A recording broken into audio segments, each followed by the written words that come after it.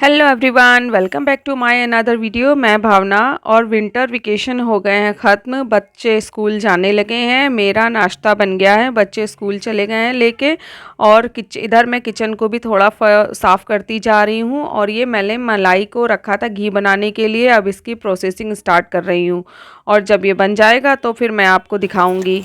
और मेरी गुड्डू हेल्प कर रही है फ्राइड राइस बनाने में। है मैंने डाला है जीरा, उसे मारूंगी हीरा। मेरे टमाटर भी कट गए। कट गए गुड्डू के टमाटर कट गए। अच्छा रुको रुको, अभी नहीं, रुक जाइए। ऊपर का टमाटर का ये हटाएं, काला काला क्या लगा है। गाइस ये है गुड्डू। गाइज ये रही गाइज, ये जो छोटी बात है पिंक कलर की, ये इसमें थोड़ी सी डालूंगी पिंक कलर की मेथी, क्योंकि चावल से खांसी आती है। मम्मा डालते हैं अब यस, टमाटर। टमाटर तो ऊपर बना। पहले मैं डालूंगी। आहा टमाटर बड़े मजेदार, वाह टमाटर बड़ा मजेदार। इतना बड़ा बड़ा ज्यादा कलछुल दो, कलछुल।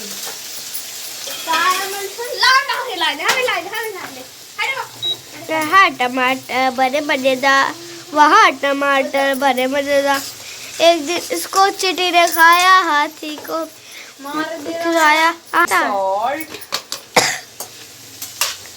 एक एक एक चम्मच सॉल्ट। आप जितना है उतना डाल सकते हैं।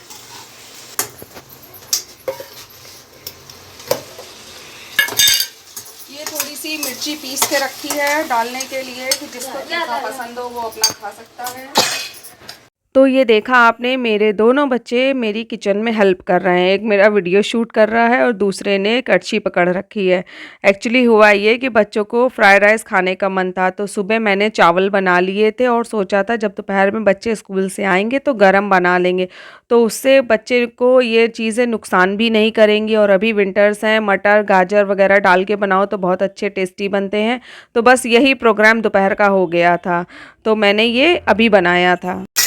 इस तरह से आप अपने बचे चावलों को ठिकाने लगा सकते हैं। गाय के पेट में, गाय के पेट में, हम लोगों के पेट में। आज मैंने लंच में दाल चावल रोटी सब्जी बनाया था, तो ये चावल मैंने एक्स्ट्रा बना लिए थे। बच्चों ने आज सुबह ही फरमाइश की थी कि उनको फ्राइड राइस खाना है, तो फिर मैंने ये चावल एक्स्ट्रा बनाए थे कि दोपहर में जब बच्चे खाने स्कूल से आएंगे तो ये गरम बन जाएंगे और सब लोग खा लेंगे। अच्छा, इसमें एक चीज़ ये भी है, जब गरम चीज़ बनती है तो फिर जिसका मन नहीं भी होता है उसका मन भी हो जाता है खाने के लिए। और कभी कभी कुछ रेसिपीज़ ऐसी होती हैं जिनको हम लोग झटपट बना लें तो ज़्यादा टाइम भी नहीं लगता है और कोई एक्स्ट्रा मेहनत भी नहीं करनी पड़ती है।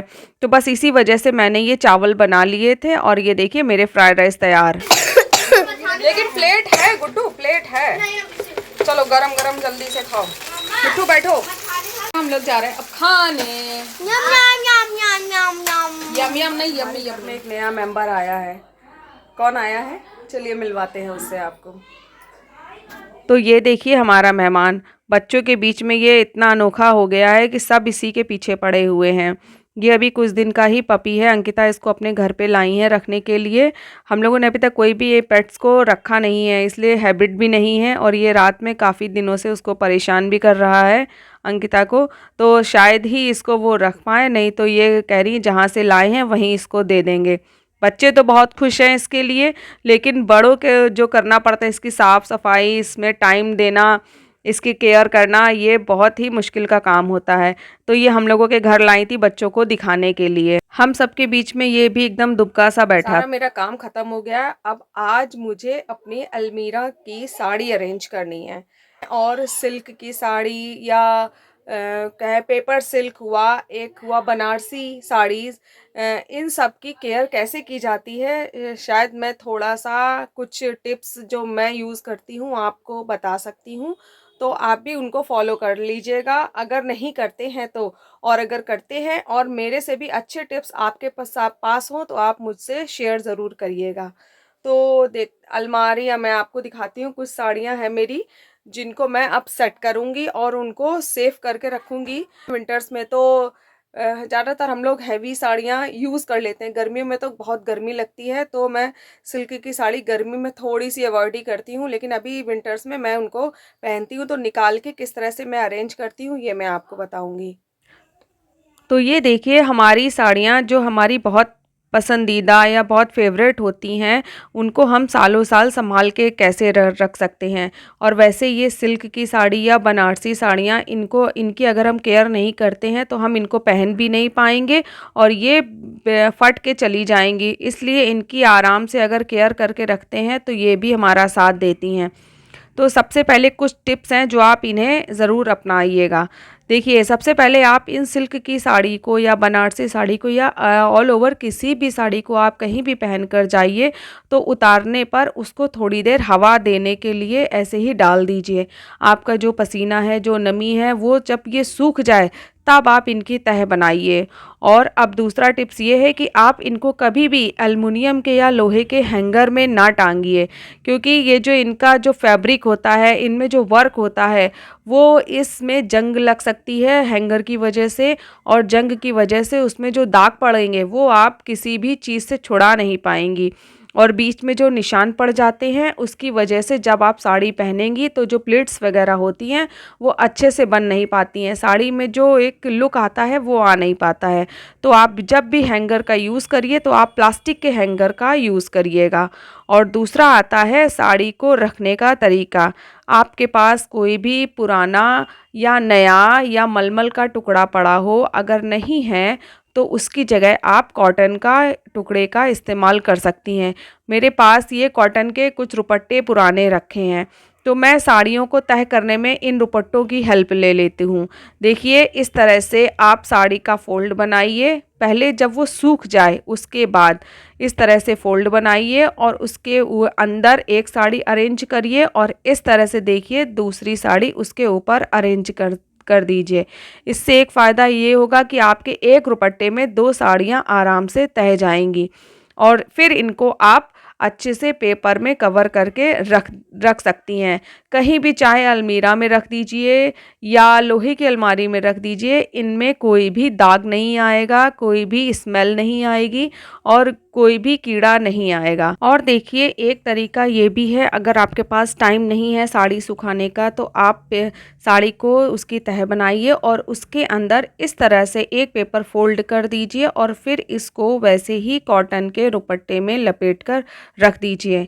तो ये देखिए, ये मेरी सिल्क की साड़ी है, काफ़ी टाइम पुरानी है और ये अभी भी वैसी की वैसी है। और अब ये है बनारसी साड़ी, इसको भी आप सेम टू सेम वैसे ही पेपर में कर कॉटन के कपड़े पर लपेट कर रख सकते हैं। और एक इनका ये भी है कि इनका रख रखाव, कभी भी आपको ज़िप वाले पॉलीथीन के, प्लास्टिक के पॉलीथीन में, बैग में इन साड़ियों को नहीं रखना है।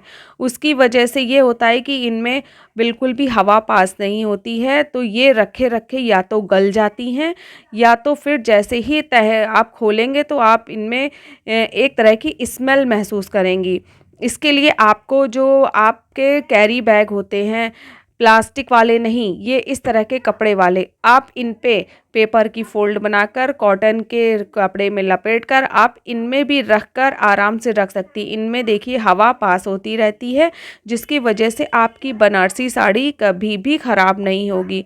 हम लोग इतने पैसे खर्च करके अपनी पसंदीदा साड़ी लेते हैं और अगर वो हमारी साथ लॉन्ग टाइम ना चले तो वो भी बेकार है। देखिए, मैंने अपनी सभी साड़ियों को इसी तरह से पेपर में फ़ोल्ड करके और कॉटन के दुपट्टे में 2-2 साड़ियों को अरेंज करके रखा है। और ये देखिए, ये सारी साड़ियाँ मेरी लगभग 16-17 साल पुरानी हैं और अभी भी इनकी शाइनिंग वैसे की वैसी ही है, अभी भी ये वैसी ही चल रही हैं।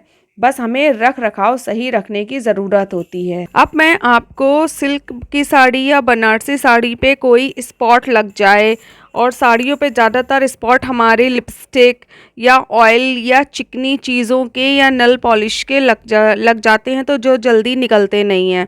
तो उसके लिए मैं आपको एक हैक बताती हूँ। कभी भी आपकी साड़ी पर, सिल्क की या अदरवाइज़ किसी भी साड़ी पर, आपकी लिपस्टिक या ऑयल या कोई भी चिकनी चीज़ या चिकनी क्रीम के स्पॉट लग जाएं, तो आपको उस जगह पे सिंपल सा टैल्कम पाउडर यूज़ करना है। हाँ, सिंपल सा टैल्कम पाउडर। या बेबी पाउडर हो या टल्कम पाउडर हो, कोई भी पाउडर हो, आपको उस स्पॉट पर ढेर सारा छिड़क देना है और इसको रात भर के लिए छोड़ देना है। कुछ भी नहीं करना है साड़ी पर कोई साबुन नहीं लगाना है। जैसे ही स्पॉट लगा हुआ है, आइए साड़ी को उतारिए और उस पर सिंपल सा टल्कम पाउडर ढेर सारा छिड़क दीजिए और रात भर के लिए इसे छोड़ दीजिए और सुबह फिर उसे हल्के हाथों से रब कर दीजिए। देखिए स्पॉट अपने आप निकल जाएगा। फिर उसको हल्के शैम्पू से वॉश करके रख दीजिए। आपकी साड़ी वैसी की वैसी ही रहेगी, नहीं तो आप बाहर उसको वॉश करा लीजिए। तो देखा आपने, वैसे मैं तो कहूँगी कि आपको घर पर ये जो हैवी महंगी महंगी साड़ियाँ होती हैं ये नहीं वॉश करना चाहिए। और अगर फिर भी आप अगर वॉश कर रहे हैं तो बहुत ही माइल्ड शैम्पू या डिटर्जेंट का यूज़ कीजिएगा, जो आपके साड़ी के फैब्रिक को बिल्कुल भी नुकसान ना पहुंचाए। और देखिए आपसे वीडियो बनाते बनाते, आपके साथ बात करते करते मेरी कई साड़ियाँ भी तह गई हैं। अब ये जो रेगुलर वाली साड़ियाँ हैं मेरी जॉर्जेट की या शिफॉन की, इनको मैं इसी प्लास्टिक के हैंगर में यूज़ करती हूँ। इस पहले मैंने इसका यूज़ किया था, लेकिन इसकी वजह से कई बार साड़ियों में दाग आ गए थे, तो इसका नहीं यूज़ करती हूँ, प्लास्टिक के ही हैंगर का यूज़ करती हूँ। और जितनी मैं रेगुलर वे में पहनती हूँ वो मैं इसी तरह से इसमें हैंग कर देती हूँ। और नहीं तो वह जो बाकी रहती है, जो इनको हम कभी कदार पहनते हैं, उनको मैं उसी कपड़े में या पेपर में रैप करके रखती हूँ।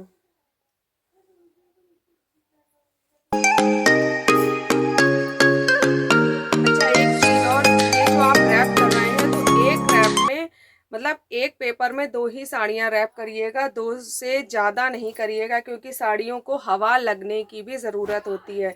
अब हमारा जो पसीना वगैरह रहता है वो उसकी वजह से साड़ियों में महक आ जाती है। विंटर्स में आप सब प्लीज जितनी आपकी हैवी साड़ियाँ रखी हों उनको पहनिएगा, क्योंकि विंटर्स में हैवी साड़ियों का चलन है। तो देखिए मैं आपको दिखा रही हूँ अपनी अलमीरा में मैंने भी जो साड़ियाँ हैंग की हैं वो सारी शिफॉन, जॉर्जेट की या कॉटन की फैब्रिक की हैं। मैंने एक भी बनारसी साड़ी नहीं टांगी है।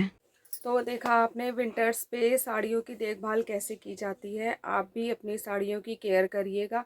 और अगर मेरा ये वीडियो आपके लिए यूज़फुल हो तो अपना एक लाइक इस वीडियो को ज़रूर दीजिएगा। और चलिए फिर हम अपना आगे का काम आगे बढ़ाते हैं और अब इस वीडियो को यहीं ख़त्म करते हैं। अभी मेरे पास और भी काम है और फिर मिलते हैं आपसे नेक्स्ट ब्लॉग में। अपना ध्यान रखिए और प्लीज़ मुझे सपोर्ट करते रहिए। और जो मेरे चैनल पे न्यू है वो मेरे चैनल को सब्सक्राइब ज़रूर कर लीजिएगा, बेल आइकन है उसे हिट ज़रूर करिएगा। चलिए फिर मिलते हैं आपसे नेक्स्ट ब्लॉग में। Bye bye.